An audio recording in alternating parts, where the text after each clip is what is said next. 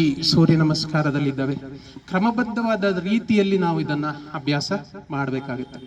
ಹಾಗಾಗಿ ಈ ವಿಶೇಷವಾದಂತಹ ಶಕ್ತಿ ಚೈತನ್ಯ ಇವುಗಳನ್ನ ಬಿಡುಗಡೆ ಮಾಡ್ತಾನೆ. ಇವತ್ತು ಸೂರ್ಯನ ಜಯಂತಿ ಕೂಡ ಹೌದು, ಸೂರ್ಯನ ಜಯಂತಿ ಕೂಡ ಹೌದು. ಹಾಗಾಗಿ ಈ ವಿಶೇಷ ಸಂದರ್ಭದಲ್ಲಿ ಈ ಸೂರ್ಯ ದೇವನ ಮಹತ್ವವನ್ನ ಹಾಗೂ ರಥಸಪ್ತಮಿಯ ಮಹತ್ವವನ್ನ ನಾವು ತಿಳ್ಕೊಳ್ತಾ ಹೋಗೋಣ. ಇಲ್ಲಿಂದ ಅಂದ್ರೆ ಜನವರಿ 14ನೆಯ ತಾರೀಕಿನಿಂದ ಜುಲೈ 14ನೆಯ ತಾರೀಕಿನವರೆಗೆ ಉತ್ತರಾಯಣ ಪುಣ್ಯಕಾಲ. ಇಲ್ಲಿ ಸೂರ್ಯನ ಅಧಿಪತ್ಯ ಜಾಸ್ತಿ ಇರುತ್ತೆ.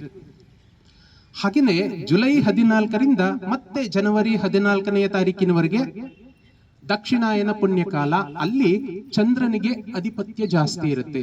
ಚಂದ್ರ ತನ್ನ ಪ್ರಭಾವವನ್ನು ತೋರಿಸ್ತಾ ಇರ್ತಾನೆ. ಸಾಮಾನ್ಯವಾಗಿ ಚಂದ್ರನ ಗುಣ ಏನು? ಶೀತಲ. ನೋಡಿ, ನೀವು ದಕ್ಷಿಣಾಯನ ಅಂದ್ರೆ ಜುಲೈ 14 ನಂತರ ಬರೀ ಮಳೆಗಾಲ, ಚಳಿಗಾಲ, ಮಳೆಗಾಲ, ಚಳಿಗಾಲ ಅಲ್ವಾ? ಹೆಚ್ಚು ಕಡಿಮೆ ಜನವರಿ 14 ಬರೋವರ್ಗುನು, ಫೆಬ್ರವರಿ ಬರೋವರ್ಗುನು ಮಳೆ ಅಥವಾ ಶೀತ ಚಳಿ ಇದ್ದೇ ಇರುತ್ತೆ.